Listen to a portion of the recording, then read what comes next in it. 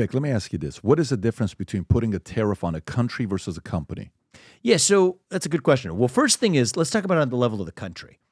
These are two different situations where one is you just say, hey, I want to protect American manufacturers, so I'm just going to slap a tariff on your company's products coming into ours, versus saying that your country is already applying a higher tariff to our companies than we are to yours, and we're going to play on an even playing field.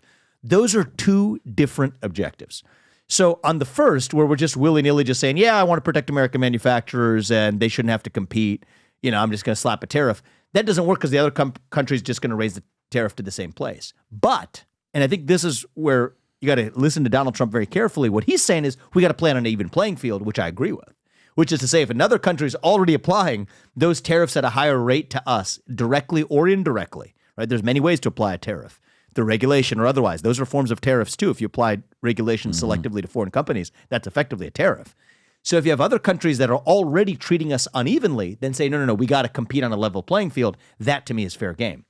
And that's a distinction where you have others who would be in the protectionist right that would say, it's not just about the even playing field. We want to create an uneven playing field in our direction. That doesn't work because everyone loses. But right now, are we competing on an even playing field with other countries? We're not.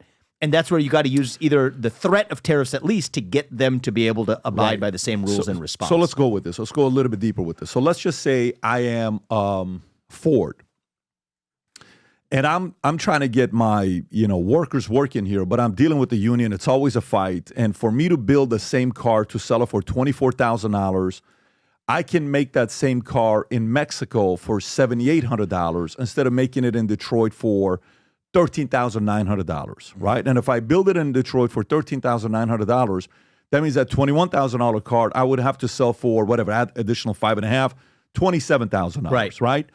If you and I were part of the board, okay, and the CEO comes, you're not the chairman, we're board members. There's 9 of us, and the chairman comes up and says, guys, our CFO just gave us the numbers. We produce these cars in New York, we're paying this much. We produce these cars in Mexico, we're saving $6,000.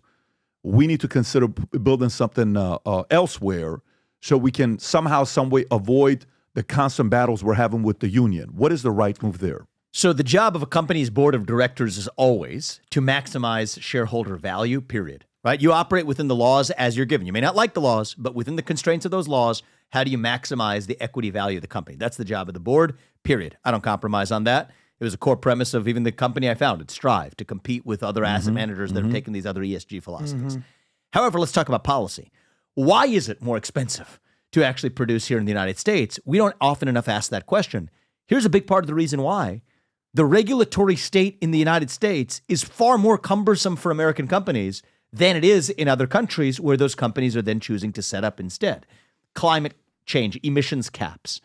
Now, interestingly, they don't apply those in China. Well, that's why a lot of U.S. businesses have gone to places like China to say they don't have to track their emissions there or limit them in the way that they do here in the United States.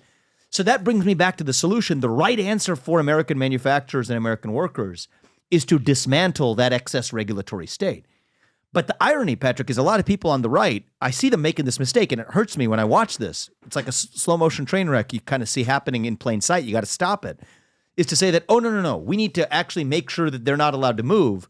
But at the same time, we're also going to favor greater regulations right here at home. Take the disaster in East Palestine. There's 2 ways to go, right? One is to say that, oh, we need to apply greater restrictions on what companies can and cannot do. We have to regulate them even more to make sure those disasters don't happen. Well, that further drives up the cost in the United States, which further increases the demand to go to other countries. Versus the right answer is to say is a lot of those regulations were flawed in the first place. We need to actually let the market compete, embrace the fact that capitalism is not a bad word. And I don't want to see capitalism become a bad word in the Republican Party or in the future direction of the America First right. I think America First and capitalism are not only deeply compatible, I think that they're part and parcel of the same great American story of what made America great the first time around.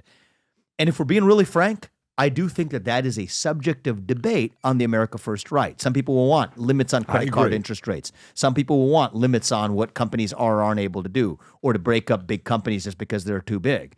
Versus the right answer is actually let the market solve the problems as long as we're competing on an even playing field, as long as we're not dependent on China for our own military or our own pharmaceutical supply chain, which is crazy for our national security. We have an immigration system that's not just about an economic zone, but people who share our civic values. That's what I call the national libertarian future. And I think that's something that I feel a sense of obligation to really fill a void in what I see in the future direction here.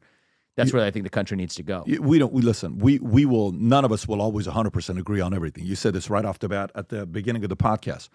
When he announced the tariffs, possibly the 200% on John Deere, are you someone that would say, I'm fully for that? Or are you kind of like, it's a little bit... Well, here's the thing about President Trump is he is a master negotiator, right? So he knows how to pull the different levers in order to be able to get people to the table and have a conversation. So each person's got to lead in a manner that's most authentic to their own style. I'd put this more in a stylistic category, okay? The stylistic category I put in is to say that we're not talking about an important issue we need to be talking about. Let's get people to the table and have a conversation. Donald Trump's been the master of that. Even in the first term, a lot of the tariffs that were threatened were never implemented. Right? They were a way of getting people to the table. Talk about Mexico. They're not keeping their obligations, or have not for a long time, about actually doing their part of the border crisis. So you say, if you don't take care of that, I'm going to slap a border tariff on you. I think that's a fair discussion to be able to have as a lever of countries operating according to even playing field. So here's where I land. Even playing field, I'm in favor of it. At that stage, capitalism works, and we should embrace it. But it's not capitalism when other countries are using state-directed mercantilism and we're pretending it's capitalism where they're taking advantage of us. No, we've got to get our other trading partners to operate on the same playing field. Those are two different things. Those are two different things. I totally get the tariffs being put on. I want to say today, Morgan Stanley came up. Rob, type in Morgan Stanley says Trump's tariffs could cost American people 70,000 jobs a day. I think I saw that. 70,000 jobs a day. Yes, 2 hours ago. Okay, there you go. Morgan Stanley warns that 70,000 U.S. jobs. Okay, so this is different when they're talking about the fear of. I haven't read this article. I just saw the title. Can you go lower a little bit to see what it says? So Morgan Stanley economics implementation of tariffs hike proposal would drive up inflation and pose a hit to economic growth.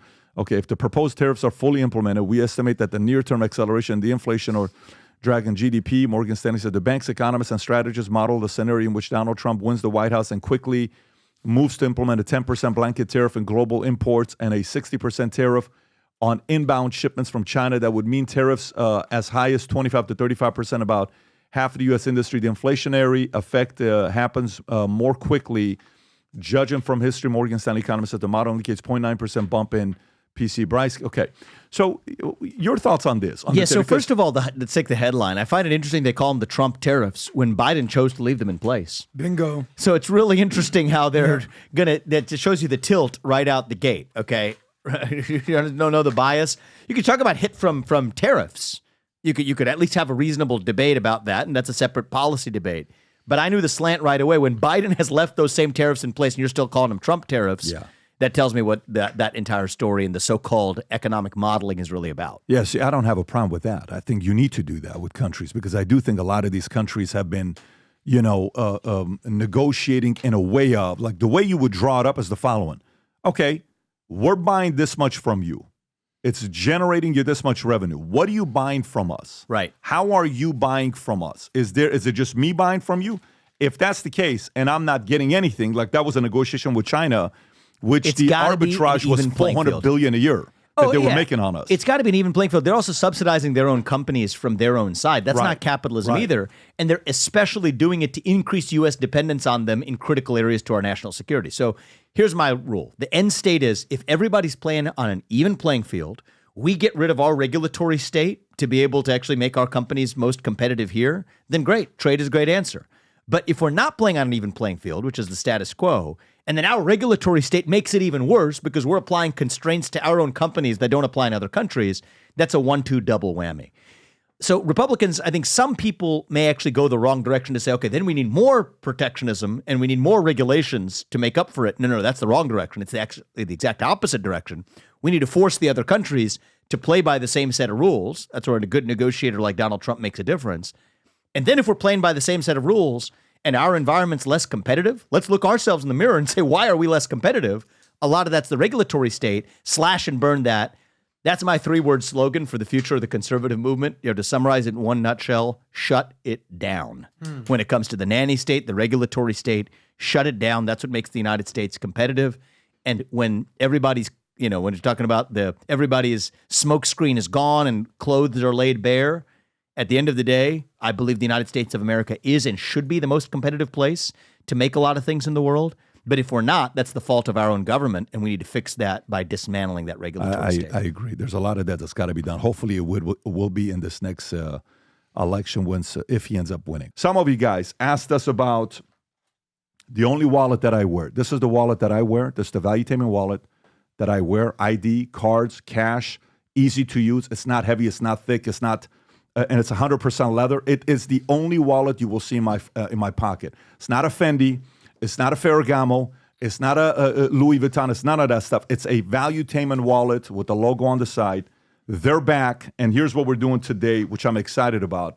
If you order one of the wallets, which Rob, let's put the link for the wallet. If you order one of the wallets that we have have them in brown, we have them in black. We're going to give you the card holder and the keychain of Valuetainment sent your way. Price $99. The link will be below for you guys to get. And you can add other Future Looks Bright gear anyways, because the event we're hosting here soon that we'll announce, to attend it, you will have to wear Future Looks Bright gear. So if you like this clip and you want to watch another one, click right here. And if you want to watch the entire podcast, click right here.